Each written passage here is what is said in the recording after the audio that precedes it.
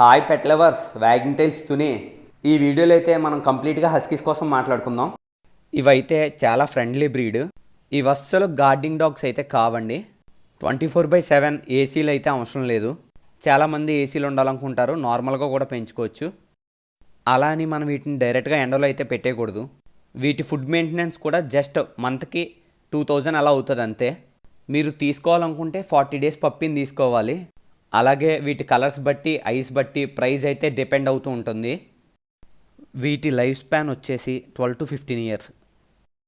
మీకు quality Huskies కావాలంటే డైరెక్ట్గా మన నెంబర్కి అయితే కాంటాక్ట్ అయిపోండి.